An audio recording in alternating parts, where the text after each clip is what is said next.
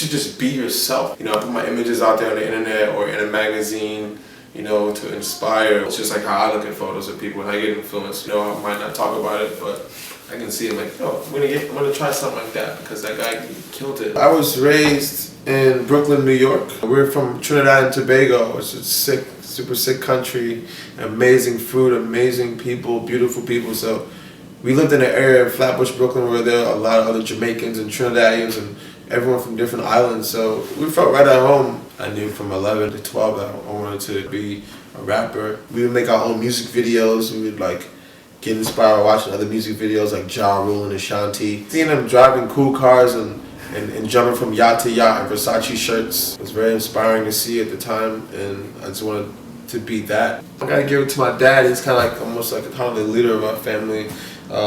He's a big DJ, and he opened up a big nightclub in Brooklyn. You know, everyone's drinking Red Stripes and partying and dancing on each other, and I was way too young to go, but I helped him like push flyers and stuff. My first performance was in kindergarten, and I sang, you know, Merry Christmas in French, something like that. That's what my mom told me. One time I had a big rap battle in school. I was like named the man right after that. People were like, yeah, this is my boy right here. I was making this music off of maybe a $2 budget a day, like some wings and some fried French fries, and the rest went to pay my rent. I feel like everybody has a unique way to break themselves in.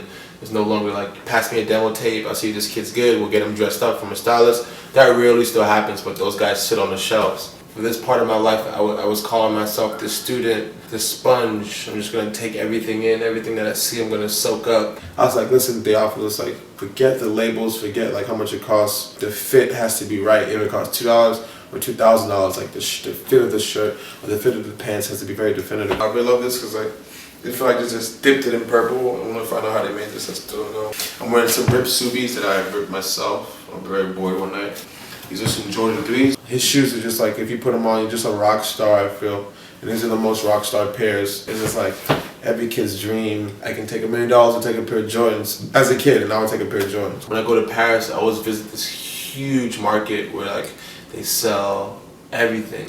All these old women jewelries, and I have like all these knits and picks of buttons and different patches and royal dog patches and all these royal emblems of like national armies or whatever. So I picked up a lot of these and I put them on almost every different coat that I have just to personalize it. So this is that. Also a Subi and a Wintour like mockery shirt. I'm sure she'll think it's funny. One of my favorite designers, Richard, who does Givenchy. He like is doing kilts for men. So I went everywhere in New York to find that. But then I found this Rick Owens one that was like so dope because it's already attached to the pants. And LVRS, this is a hot item on the streets. Like this even got snatched off my head at shows and stuff, like ridiculous shit. Kids really want to kill me for this hat. In the rap world, like everyone's like all working together. Like I feel like in the fashion world, we could like have the same thing too. Like that's what the Lovers is about. You know, it took a pretty long time to get where I'm at now. A lot of sleepless nights, a lot of unfortunately losing friends. I'm away from home a lot. I don't see my mom at all, my dad, you know, my cousins. I think like I'm living like a secret society life because they don't know what's going on. Some people I just can't bring into this thing because they can't relate or they can't understand it. You know, it's like I lost a lot of girlfriends that way. Like, they just weren't ready for me to unbutton my shirt. It was just a weird period of time for me when I first making the first album. Just like the people I was hanging out with, the trips I was doing, the crazy lifestyle that's upon me.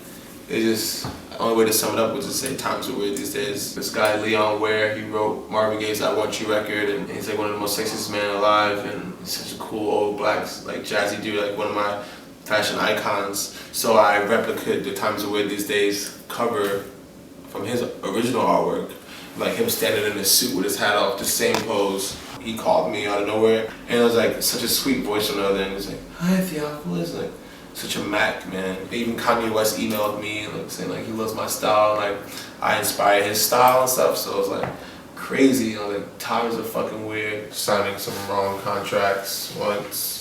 It taught me a big lesson. Know how to sort someone out like you're gonna go into business with or anything. Like really look a little deeper in their character, like, you know, what things are they not saying, just like, you know, cause God's trying to come around me, like buy me steaks and like blow a bunch of smoke up my ass. And I put a lot of my music and stuff, but then there's a lot of stuff that People know about me. I have like, I count the number of friends on my hands, and that's what that taught me. I got guards up. I don't think that I've made it yet. I don't think I'm successful yet. It's great that people may think that, but I have yet to like come clean to myself about that. Like, you know what, you're successful. You know, I just try to challenge myself to make different things. Like, you know, I'm sure when they first started creating Frankenstein, like they didn't know what the hell they were doing. So every piece I tried to make it like that, like make it special and unique. So it's like you have to make something that sticks, and that's one of my goals every day, to go and write in the studio an hour when I'm trying to make something that can stick. You know, like, just want to stick it.